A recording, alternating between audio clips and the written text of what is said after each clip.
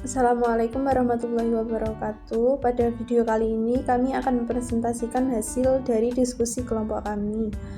Sebelumnya, perkenalkan, nama saya Bea Nailia Agustin. Di sini saya sebagai moderator. Dan ada pula teman-teman saya, ada Amelia Namira Damayanti, Muhammad Masrudin, Fahrina Fahmadewi, dan Fora Meilatul Dwi Andika Putri. Kali ini kami akan membahas tentang kesehatan di Indonesia mengenai krisis dan isu jangka panjang. Pendahuluan, kesehatan merupakan faktor penting dalam pembangunan suatu negara karena berpengaruh langsung terhadap produktivitas dan kesejahteraan masyarakat.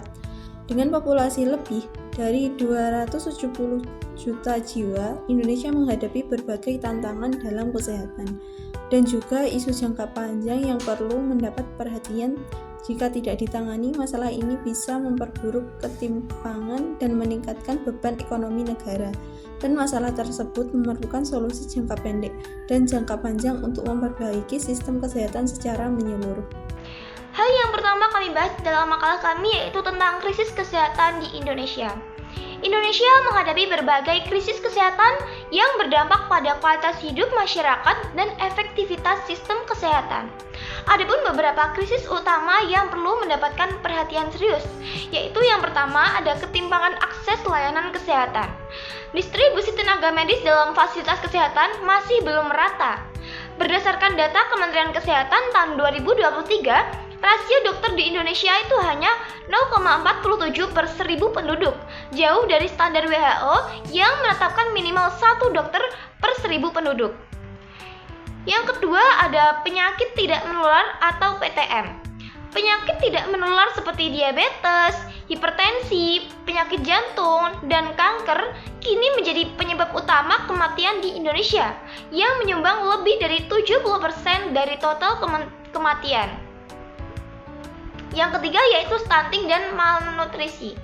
Stunting masih menjadi masalah kesehatan yang serius di Indonesia.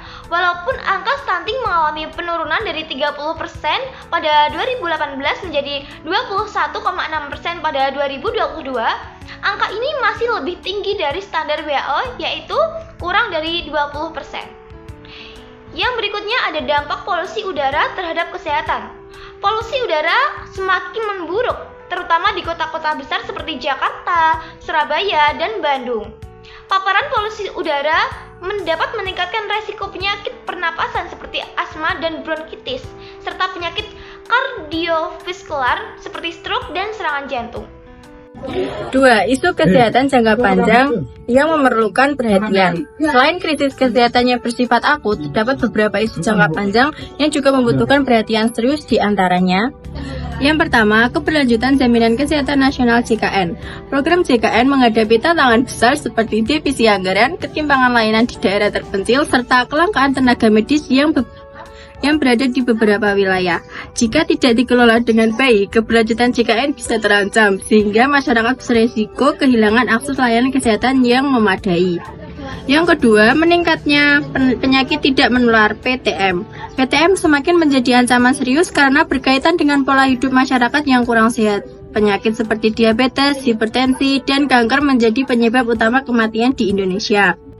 Yang ketiga, dampak perubahan iklim terhadap kesehatan. Perubahan iklim membawa berbagai dampak terhadap kesehatan seperti peningkatan penyakit yang ditularkan melalui vektor misalnya demam berdarah, meningkatnya polusi udara, serta meningkatnya risiko masalah kesehatan mental akibat bencana alam. Selanjutnya yang nomor 3 adalah strategi mengatasi krisis kesehatan dan isu jangka panjang untuk mengatasi berbagai tantangan kesehatan yang ada.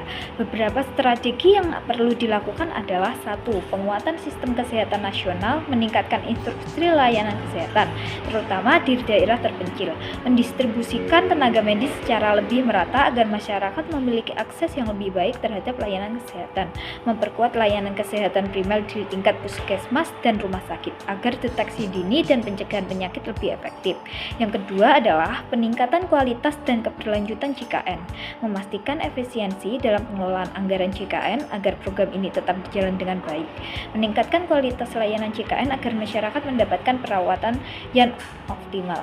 memperbaiki sistem pembiayaan kesehatan agar tidak membebani negara secara berlebihan. Yang ketiga adalah integrasi kebijakan kesehatan dengan perubahan iklim dan polusi udara. Yang pertama adalah memperkuat regulasi untuk mengurangi emisi karbon dan polusi udara, meningkatkan perlindungan kesehatan masyarakat dari dampak perubahan iklim seperti penyakit akibat vektor dan polusi udara, mempromosikan kebijakan ramah lingkungan yang berdampak positif bagi kesehatan masyarakat.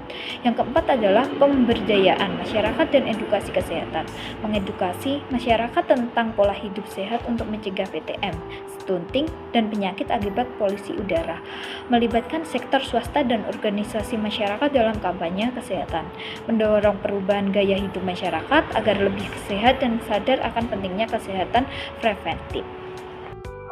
Jadi kesimpulannya yaitu krisis kesehatan yang dihadapi Indonesia merupakan hal yang sangat kompleks, mulai dari ketimpangan akses layanan, meningkatnya penyakit tidak menular, dan dampak polusi udara. Ketimpangan dalam distribusi tenaga medis serta gaya hidup yang kurang sehat memperburuk kondisi ini. Selain itu, keberlanjutan jaminan kesehatan atau JKN menjadi tantangan yang besar yang harus segera diatasi agar pelayanan kesehatan lebih merata. Oleh karena itu, diperlukan upaya yang terkoordinasi untuk memperbaiki sistem kesehatan agar lebih inklusif dan keberlanjutan. Saran untuk mengatasi masalah tersebut, pemerintah perlu memperkuat sistem kesehatan dengan memastikan fasilitas dan tenaga medis tersebar merata di seluruh wilayah. JKN juga harus diperbaiki agar lebih efisien dalam memberikan layanan, terutama dalam menangani penyakit tidak menular yang semakin meningkat.